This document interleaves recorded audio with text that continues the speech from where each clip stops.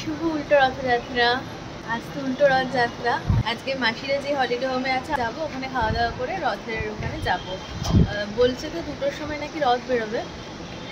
দেখা যাক কতটা দেখতে পারি, কোথায় যেতে পারি জানি তো না, প্রথমবার রথে এসেছি, এক্সপিরিয়েন্স তো নেই। তো চলুন আজকে দিনটা শুরু করি। আর অবশ্যই দেখাবো অল্প অল্প ক্লিপ। এত টায়ার্ড হয়ে যাচ্ছি এত দৌড়াদৌড়ি করতে করতে যে আর ভিডিও করতে পারছি না ভালোভাবে। চেষ্টা করছি যতটা পারা যায়। আর আজকে কিন্তু সি বিচে অনেক ভিড়। তাহলে এবার যাওয়া যাক সি বিচের দিকে। কিছু খাওয়া দাওয়া করে একটু স্নান করে যাব আমার মাসিদের কাছে আজকে নেমন্তন্ন খেতে পুরীতে এসে। আর মাসিদের হলিডে হোমটাও পারলে আজকে এই ভিডিওতেই আমি শেয়ার করে দেবো। দুপুরবেলা আসলে খুঁজেই পাইনি। ড্রাগনের এই ডিম টোস্ট হয়, তার একটা ডিম টোস্ট দেবো বলছি। আজকে তো শেষ দিন, তো বিচে বসে সেই ম্যাগি, আমাদের বিখ্যাত পুরী বিচের ম্যাগি। সত্যি বলতে এই ম্যাগি কিন্তু কোনো হিল স্টেশনে গিয়ে খেলেও যতটা না মজা পাই, এই বিচে, বিশেষ করে পুরী বিচে বসে যে ম্যাগি খাওয়ার যে আনন্দটা, সেটা কিন্তু কোথাও পাওয়া যায় না। এমনকি হিল স্টেশনেও আমি তো পাই না। এটাকে মিস একদিনও করা যায়নি। আমরা যতদিন পুরীতে ছিলাম সকাল বিকেল প্রায় অধিকাংশ সময় আমরা ম্যাগি খেয়েছি। যে দোকানটায় গেছিলাম ওই দোকানটাই যাই। আর আজকে কিন্তু বিচে লোক একদম গিজগিজ করছে। আপনারা তো আগের দিনের ভিডিও দেখেছেন, বুঝতেই পারছেন আজকে কত ভিড় বিচে। আরও যত সময় বেড়েছে তত কিন্তু ভিড়ও বেড়েছে। এবার একটু জুতো, মোবাইল এগুলো রাখবো, তারপর সমুদ্রে নামবো। সবাই এসেও গেছে, এখন বৃষ্টি পড়ছে, তো মোবাইলে আর ভিডিও করা যাবে না। চলুন স্নান টান করে তারপর আপনাদের সাথে কথা বলছি। করেছে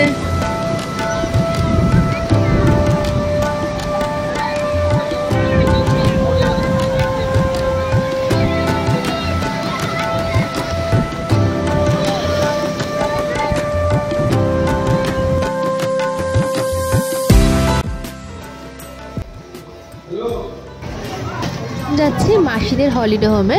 আমার মা, শাশুড়ি মা আগেই চলে গেছে, এখন আমরা 3জন যাচ্ছি।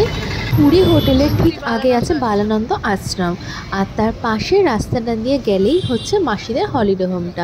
লাইনেই রয়েছে শকুন্তলা পার্ক, ভিক্টোরিয়া, সব পরপর হোটেলগুলো রয়েছে এই লাইনে।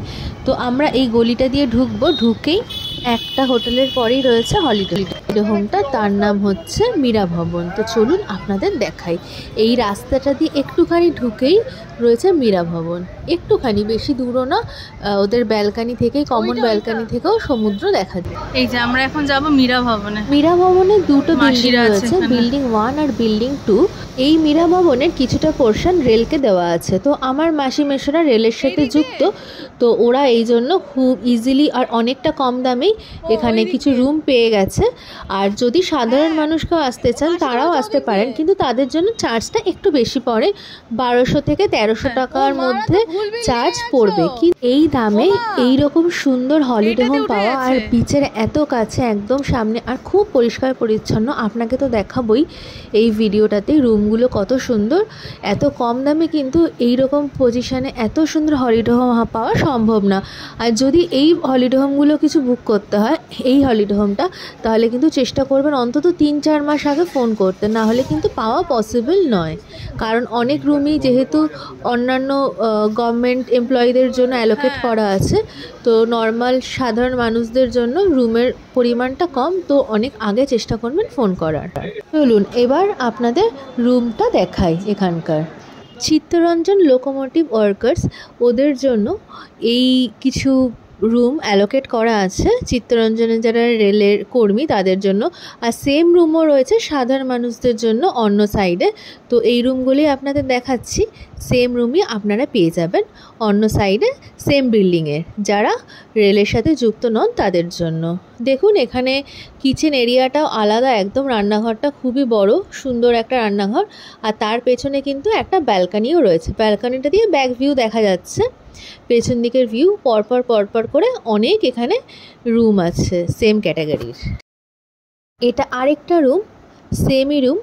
এই রুমে রান্নাবান্নার ব্যবস্থা করেছে মাসিরা, টিভি আছে, প্রত্যেকটা টিভি কাজ করছে, আর এমনকি বাসনপত্র সবই প্রোভাইড করছে এই দামেই। তো মাসিরা তো আছে খুবই কম দামে, 400 রুপিস অনলি চার্জেস পড়েছে উইদাউট এসি। আমরা যেহেতু হঠাৎ করে প্ল্যান করেছি সেই জন্য এই রুমগুলো আমরা মাসিদের সাথে একসাথে পাইনি। যদি কারো চেনা জানা থাকে বা কেউ সাথে আসে তাহলে নন এমপ্লয়ি যারা তারাও এখানে রুম পেতে পারেন, কিন্তু নর্মাল আদার্স সাধারণ মানুষরাও এই রুম বুক করতে পারেন। তাদের জন্য চার্জেস পড়বে 1200 থেকে 1300 টাকা। আর নাম্বার আমি স্ক্রিনে মেনশন করে দিচ্ছি। আপনারা যদি চান তাহলে কিন্তু গ্রাউন্ড ফ্লোর অর্থাৎ একতলাতেও রুম পেয়ে যাবেন। হ্যাঁ, এখানে হয়েছে ইলিশ মাছ, এখানে কাতলা মাছের ঝোল, এটা মাছের মাথা দিয়ে পুঁই শাক। এখানে চলছে ডাব চিংড়ির প্রস্তুতি। আমার বোন এখন ডাবের শ্বাস বার করছে, আমার মেশো দাঁড়িয়ে আছে, সবাই গল্প করছি। আর এই যে মাসি এখন প্রিপারেশনটা তৈরি করছে, আমার মেজো মাসি। প্রিপারেশন সব রেডি, এবার শুধু ভাপে বসিয়ে দেওয়ার অপেক্ষা। একটু গ্রেভিটা নিচে দিয়ে দাও মাসি। এই যে সমুদ্র দেখা যাচ্ছে ব্যালকনিটা থেকে।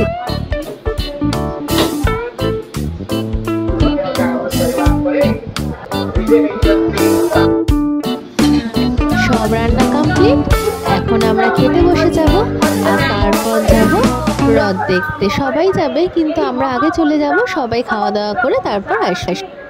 এখন বেরিয়ে পড়েছি আর বালানন্দ আশ্রমের সামনে থেকেই একটা অটো করে নিয়েছি। 300 টাকা নেবে, আমাদের নামিয়ে দেবে যেখানে হ্রদ আছে। এখন এই মুহূর্তে যেখানে রয়েছে মাসির বাড়ির কাছাকাছি সেখানে। এতক্ষণ বৃষ্টি পড়ছিল না, এখন বৃষ্টি পড়ছে।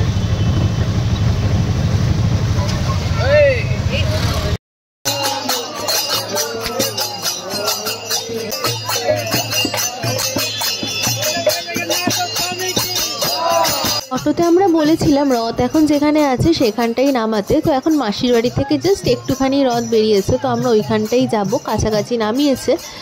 তো যাচ্ছি এখন, আমরা হ্রদ দেখতেও পাচ্ছি।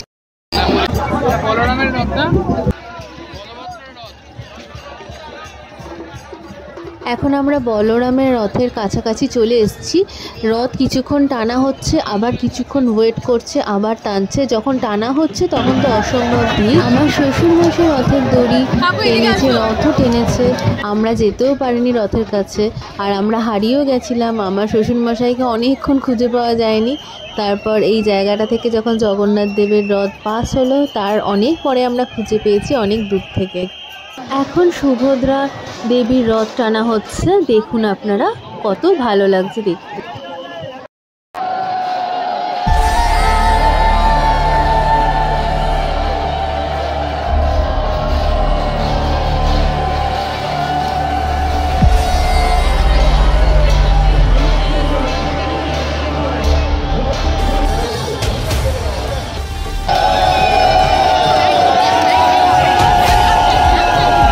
আমরা জগন্নাথ দেবের রথের সামনে, প্রভুর রথের সামনে। দেখুন একটু ভালো করে, আপনারা কিন্তু ঠাকুর দর্শনও করতে পারবেন রথের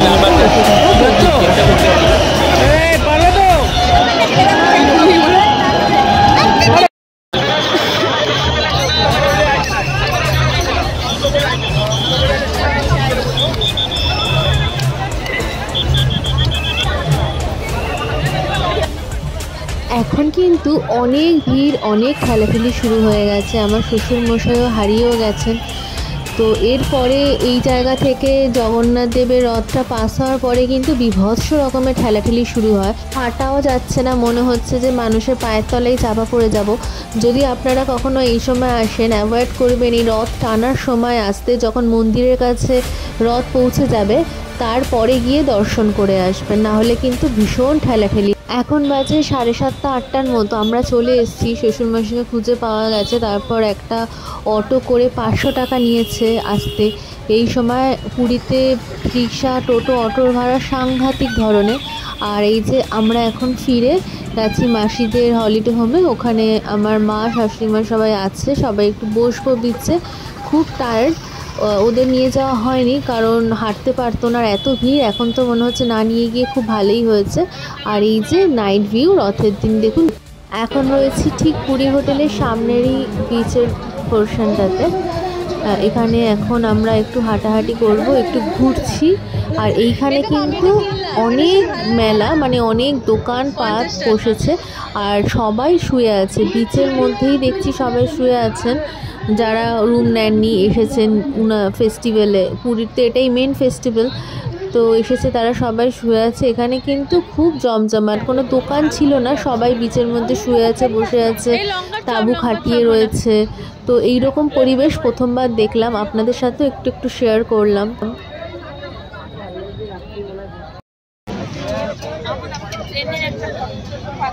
হ্যাঁ, বানাচ্ছি গিয়ে। এই এরিয়াটাতে তো কোনো দোকান পাইনি, তো হাঁটতে হাঁটতে স্বর্গদ্বারের কাছের বিচে এসে বসলাম। এখানে চা খাবো, আমার বোন আসবে, একটু গল্প করব, তারপর রুমে চলে যাব। তো ভিডিওটা আর কন্টিনিউ করছি না, ভীষণ টায়ার্ড। দেখা হচ্ছে আবার নেক্সট ডে আর একটা সুন্দর ব্লগের সাথে। যদি ভিডিওটা দেখে থাকেন অবশ্যই লাইক করে পাশে থাকবেন আর জানাবেন ভিডিওটি কেমন লাগলো, আর ভালো লাগলে অবশ্যই সাবস্ক্রাইব করে দেবেন। Thanks for watching, bye bye.